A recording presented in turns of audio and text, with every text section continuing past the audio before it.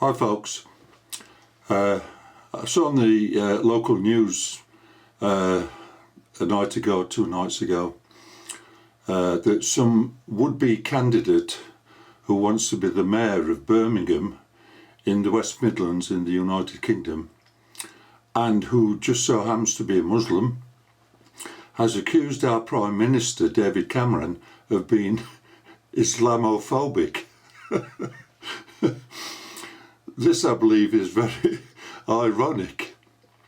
As far as I can remember, to my knowledge, it was British politicians, or certainly politicians, who invented this word phobic to keep us little people quiet, whilst they then changed the world beyond description. And now our Prime Minister is falling foul of his own trap. I'm not too sure of why the accusation was made, as I was only half listening to the news at that time. However, I thought I might pass a comment about this word phobia, because our politicians and our wannabe mayor clearly have misrepresented our wonderful English language.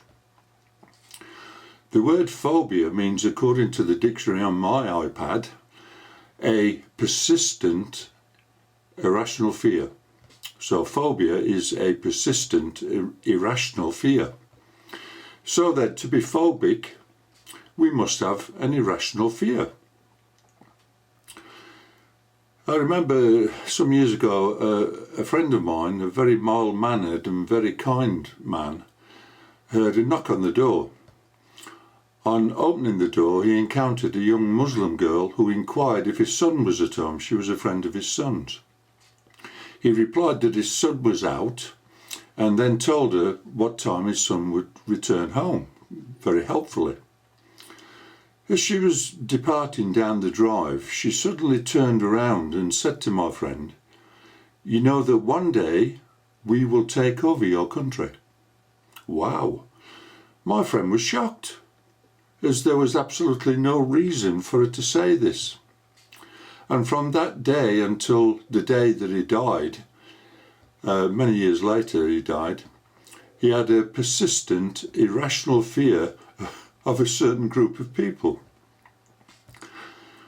I've encountered many people who have had similar encounters like my friend, who afterwards suffered from a persistent, irrational fear of certain groups who want to make Britain, the United Kingdom, like the Middle East is.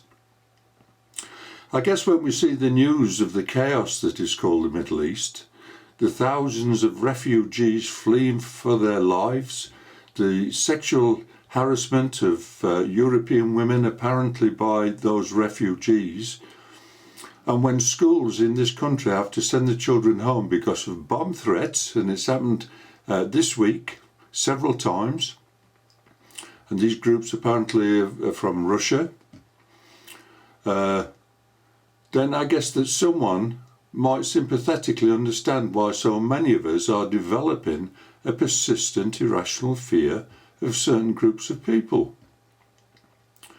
Personally, I don't think there's anything irrational about the concerns that many of us share about what is happening to our country and our culture. I think our concerns are very rational, especially since there is no one in authority that is listening to us or even seems to share our concerns, and they just dismiss us as being phobic. Some years ago I was in the USA when Obama became elected to the presidency, and my friend who I was visiting and who was a devout Republican believed that the USA would go downhill with a Democrat in charge. I said to him, "George, I think it's time you fixed your sights more firmly on Christ and on our home in heaven, and less upon the United States of America." Well, folks, right now I'm having to taste my own medicine, because it seems to me that this world is no longer my home. I'm just a passing through, and if heaven's not my home, then Lord, what will I do? I must confess, folks, I'm becoming increasingly phobic about the state of our world, and in particular the state of our country.